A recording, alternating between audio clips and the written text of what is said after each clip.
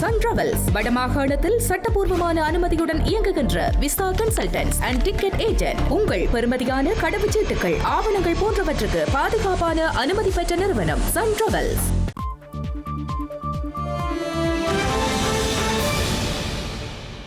வணக்கம். இது ஐபிசி தமிழின் இரவு நேர பிரதான செய்திகள். முதலில் தலைப்புச் செய்திகள்.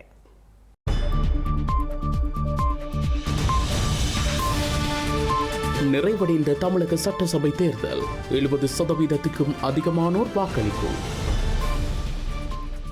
தமிழக வாக்களிப்பு நிலையத்தில் காவல்துறை மீது கத்திக்குத்து, தேர்தலை புறக்கணித்த கிராமம். ஸ்ரீலங்கன் ஏர்லைன்ஸின் பெயரில் மோசடி கும்பல், நிதி தரவுகளை திரட்டுவதாக காவல்துறை எச்சரிக்கை. அல்லிப்பட்டி சிறுவன் மீதான துப்பாக்கிச்சூடு, சந்தேக நபர்களை கைது செய்யுமாறு நீதிமன்றம் உத்தரவு. வங்கிகள் மீதான நம்பிக்கையை இழக்கும் இலங்கை மக்கள், இணைய மோசடியை தொடர்ந்து கூட்டு எதிரணி தெரிவிப்பு. ஆசிய கடற்பரப்பில் ஈரானின் எண்ணெய் கப்பலை கைப்பற்றிய அமெரிக்கா, வெளியான தகவல்.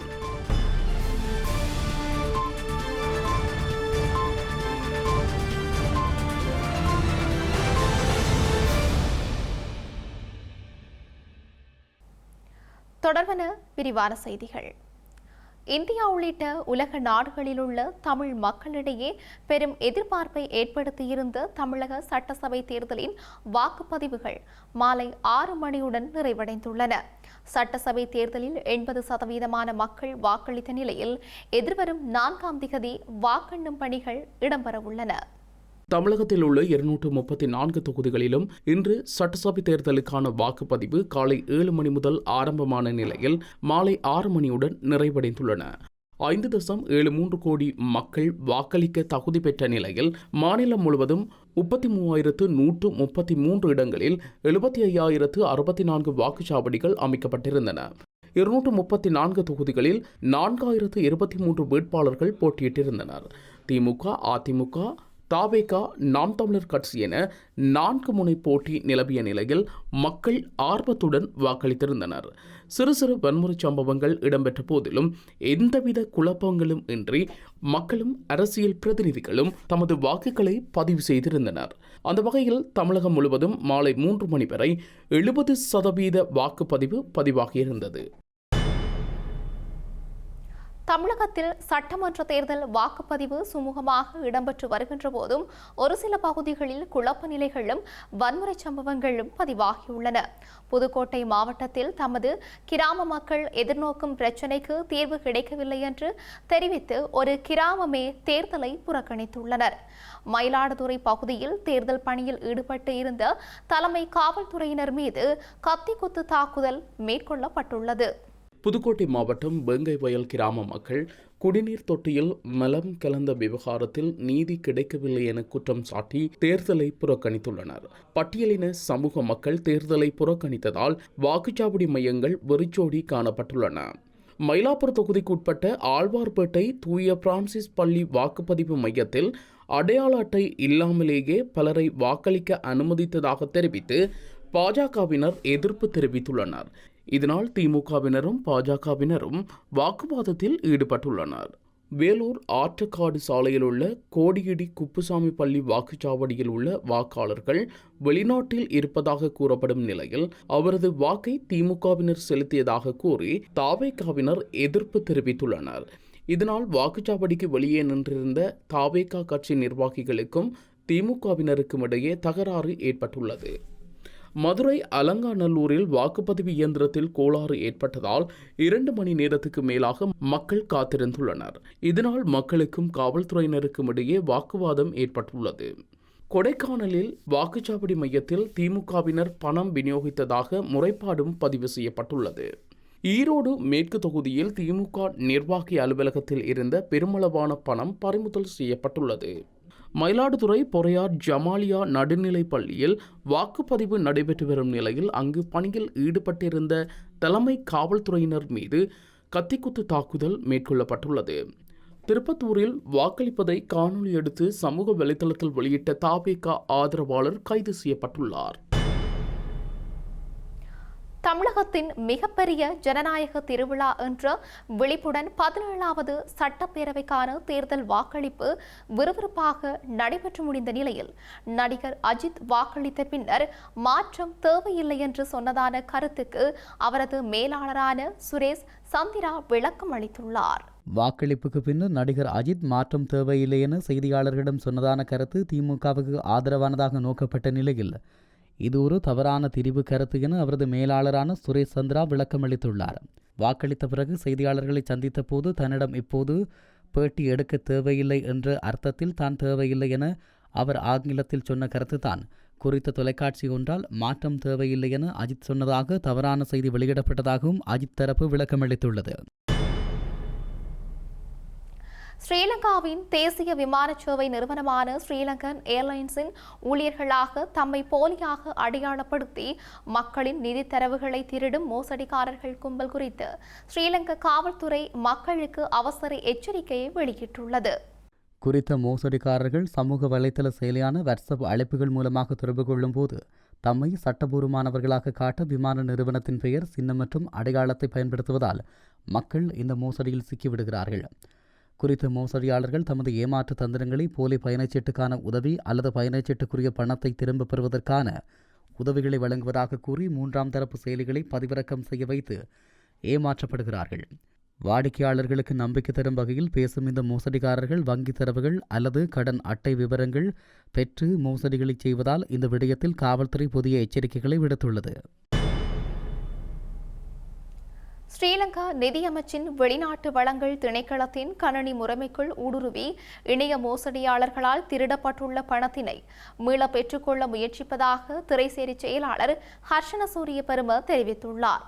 கொழும்பில் இன்று இடம்பெற்ற ஊடகவியலாளர் சந்திப்பில் கருத்து வெளியிட்ட அவர் சம்பவம் தொடர்பில் ஆராய்வதற்காக திரைசேரியின் பிரதி செயலாளர்கள் தலைமையில் விசேட குழு ஒன்று நியமிக்கப்பட்டுள்ளதாக கூறியுள்ளார்.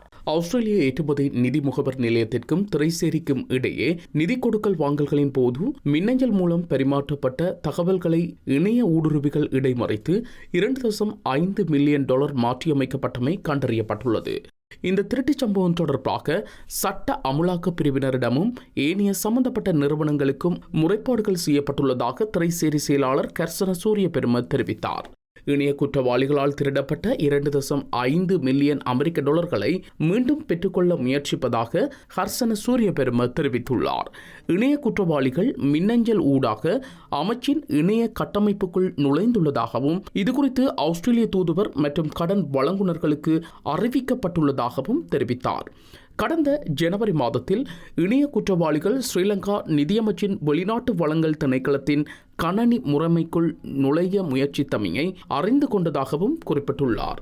இது தொடர்பான தகவல்கள் கிடைத்தவுடன் சம்பந்தப்பட்ட வெளிநாடுகளுடன் தொடர்பு கொண்டு பாதிப்பு ஏற்படாதவாறு தடுத்து நிறுத்தியதாகவும் அதற்கு முன்னரும் இவ்வாறான சம்பவம் நடந்திருக்கலாம் என்பதால் கடந்த கால கொடுப்பனவுகள் குறித்து ஆராயும் வேலை திட்டத்தை தயார் செய்ததாகவும் கூறினார்.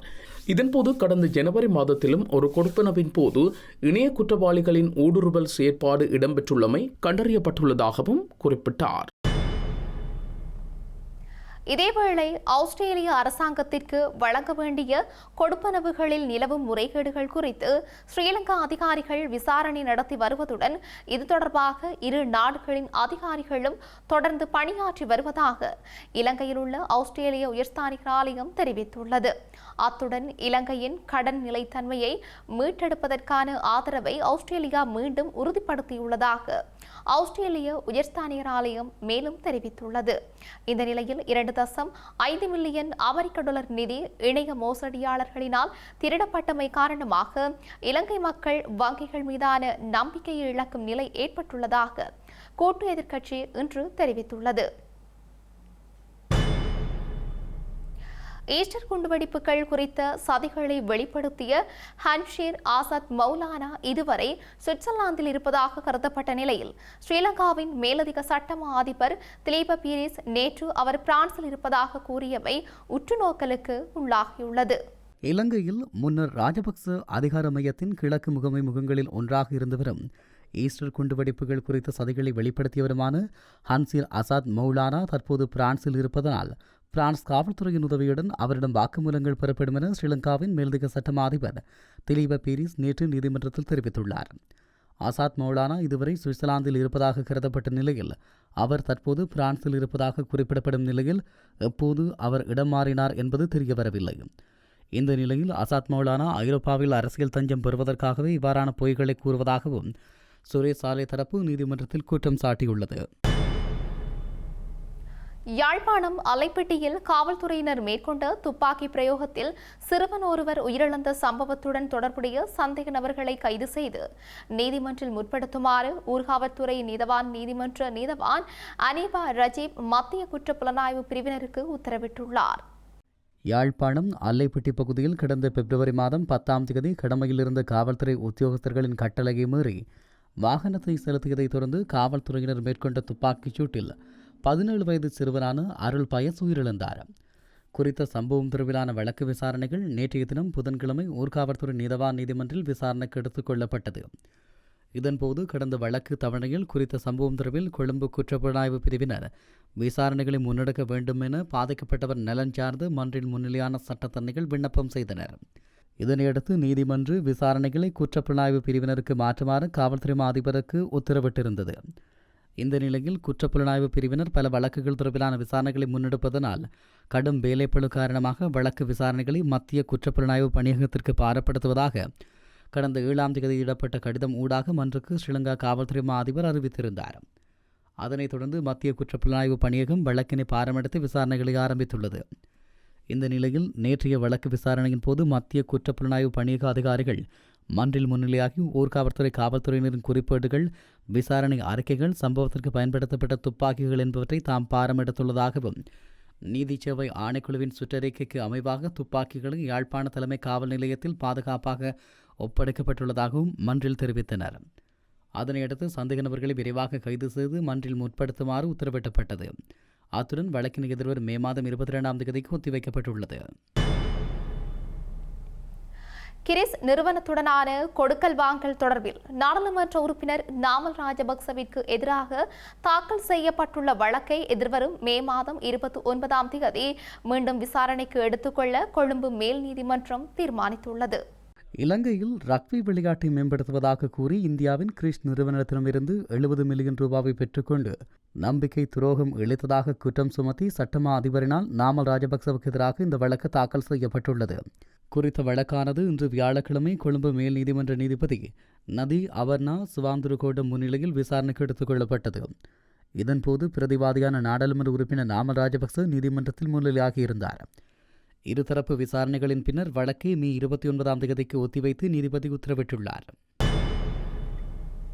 வடக்கு மாகாணத்தில் உள்ள உள்ளூராட்சி மன்றங்கள் ஊடாக மணல் விநியோகத்தை முன்னெடுப்பதற்கான ஏற்பாடுகள் இறுதிக்கட்டத்தை எட்டியுள்ள நிலையில் அதனை முறைப்படுத்தி பொதுவானதொரு நடைமுறையை உடனடியாக அறிமுகப்படுத்துமாறு வடக்கு மாகாண ஆளுநர் நா வேதநாயகன் உள்ளூராட்சி ஆணையாளருக்கு பணிப்புரை விடுத்துள்ளார்.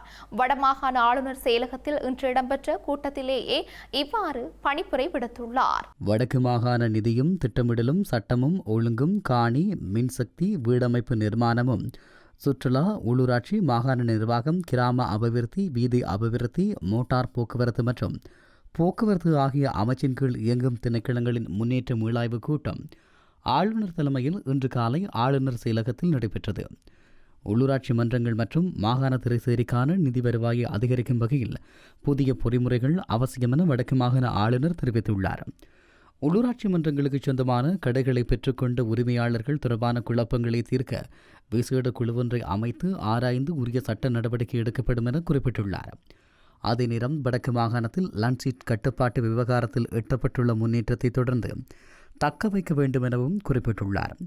யாழ் மாநகர சபைக்கு உட்பட்டு சிறுவர் பூங்காக்களில் உள்ள விளையாட்டு உபகரணங்களின் தரம், பாதுகாப்பு மற்றும் அவற்றின் போதாமை குறித்து பொதுமக்கள் முன்வைக்கும் முறைப்பாடுகள் தொடர்பில் ஆளுநர் விசேட கவனம் செலுத்தினார். அத்துடன் கிராமிய அபிவிருத்தி திணைக்களம் மற்றும் காணி ஆணையாளர் அலுவலகங்களின் எதிர்கால திட்டங்கள் குறித்தும் இதன்போது விரிவாக ஆராயப்பட்டுள்ளது. ஆசிய கடற்பரப்பில் இந்தியா, இலங்கை மற்றும் மலேசியா ஆகிய நாடுகளின் அருகில் ஈரானுடன் தொடர்புடைய மேலும் சில எண்ணெய் கப்பல்களை அமெரிக்கா அதிரடியாக மடக்கிய விடயங்கள் தற்போது பகிரங்கத்துக்கு வந்துள்ளன. ஈரான் மற்றும் அமெரிக்கா விதித்த கட்டுப்பாடுகள் காரணமாக கடந்த ஞாயிற்றுக்கிழமை முதல் ஹார்முஸ் நீரிணை வழியாக செல்லும் கப்பல்களின் எண்ணிக்கை வெகுவாக குறைந்துள்ள நிலையில் ஹார்முஸ் சுங்க கட்டணங்கள் மூலம் ஈரான் தனது வருவாயை பெற்றதாக அதன் அரசாங்கம் இன்று அறிவித்துள்ளது. கடந்த ஞாயிற்றுக்கிழமை முதல் ஹோர்முஸ் நீரிணை வழியாக செல்லும் கப்பல்களின் எண்ணிக்கை வெகுவாக குறைவடைந்துள்ளது. கடந்த 4 நாட்களில் 18 கப்பல்கள் மட்டுமே அந்த நீரிணையை கடந்து சென்றுள்ளது. தற்போது நீரிணை போக்குவரத்து வழமையை விட 96% அதிகமாக குறைவடைந்துள்ள நிலையில் அந்த பகுதியில் கப்பல்களால் பதிவாகும் சம்பவங்களின் எண்ணிக்கை அதிகரித்துள்ளன. கடந்த சனிக்கிழமை முதல் 7 தாக்குதல் சம்பவங்கள் பதிவு செய்யப்பட்ட நிலையில் ஹோர்முஸ் போக்குவரத்து கட்டணங்கள் மூலம் தனது முதல் வருவாயை பெற்றுள்ளதாக ஈரானிய நாடாளுமன்றத்தின் மூத்த அதிகாரி இன்று தெரிவித்தார். இந்த வருமானம் ஈரானிய மத்திய வங்கியின் கணக்கில் செலுத்தப்பட்டுள்ளதாக ஈரானிய நாடாளுமன்ற துணைத் தலைவர் குறிப்பிட்டுள்ளார். செய்திகளின் நிறைவாக மீண்டும் தலைப்புச் செய்திகள்.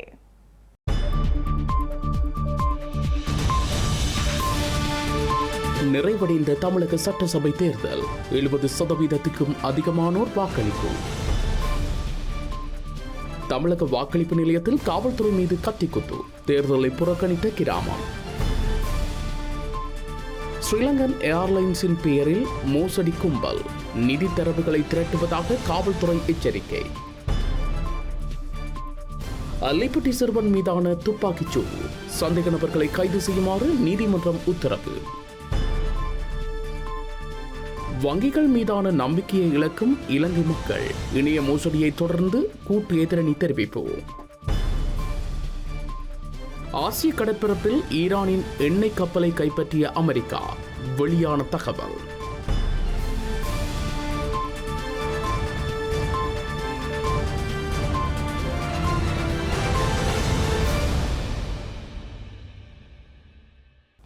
இத்துடன் ஐபிசி தமிழின் இரவு நேர பிரதான செய்திகள் நிறைவு பெற்றன. உடனுக்குடன் செய்திகளை அறிந்து கொள்ள ibctamil.com என்ற எமது இணையதளத்தை பார்வையிடுங்கள். வணக்கம்.